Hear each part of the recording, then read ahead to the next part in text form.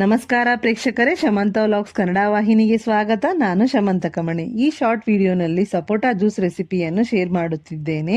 ಸಪೋಟಾ ಹಣ್ಣುಗಳನ್ನು ಸೇವಿಸುವುದರಿಂದ ಹಲವಾರು ಪ್ರಯೋಜನಗಳಿವೆ. ಈಗಾಗಲೇ ಶೇರ್ ಮಾಡಿದ ಸಪೋಟಾ ಮಿಲ್ಕ್ ಶೇಕ್ ರೆಸಿಪಿ ಶಾರ್ಟ್ ವಿಡಿಯೋನಲ್ಲಿ ಅವುಗಳನ್ನು ತಿಳಿಸಿದ್ದೇನೆ. ಈಗ ಅತಿ ಸುಲಭವಾಗಿ ತಯಾರಿಸಬಹುದಾದಂತಹ ಸಪೋಟಾ ಜ್ಯೂಸ್ ಮಾಡಲು ಅರ್ಧ ಕೆಜಿ ಸಪೋಟಾಗಳನ್ನು ತೆಗೆದುಕೊಂಡಿದ್ದೇನೆ. ಚೆನ್ನಾಗಿ ಹಣ್ಣಾದ ಸುವಾಸನೆ ಬರುತ್ತಿರುವಂತಹ ಹಣ್ಣುಗಳನ್ನು ಆಯ್ಕೆ ಮಾಡಿಕೊಳ್ಳಬೇಕು.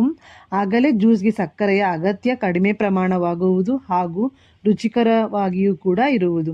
ಈಗ ಸಪೋಟಾಗಳನ್ನು ತೆಗೆದುಕೊಂಡು ಅರ್ಧಕ್ಕೆ ಮುರಿದು ಸ್ವಲ್ಪ ಮೊನಚಾದ ಅಂದರೆ ಚೂಪಾದಂತಹ ಚಮಚದಿಂದ ವಿಡಿಯೋನಲ್ಲಿ ತೋರುತ್ತಿರುವ ರೀತಿಯಲ್ಲಿ ತಿರುಳನ್ನೆಲ್ಲ ತೆಗೆದು ಜ್ಯೂಸರ್ ಜಾರ್ಗೆ ಹಾಕಿಕೊಳ್ಳಬೇಕು. ಹಾಕಿಕೊಂಡ ನಂತರ 2 ಚಮಚ ಸಕ್ಕರೆ, 1 ಗ್ಲಾಸ್ ಇಲ್ಲವೇ 250 ಮಿಲಿಲೀಟರ್ನಷ್ಟು ನೀರನ್ನು ಸೇರಿಸಿ ಚೆನ್ನಾಗಿ ಬ್ಲೆಂಡ್ ಮಾಡಿಕೊಳ್ಳಿ.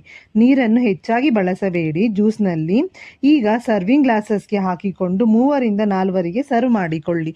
ಮತ್ತೊಂದು ವಿಡಿಯೋನಲ್ಲಿ ಭೇಟಿಯಾಗುತ್ತೇನೆ. ಶುಭ ದಿನ ನಿಮ್ಮದಾಗಲಿ.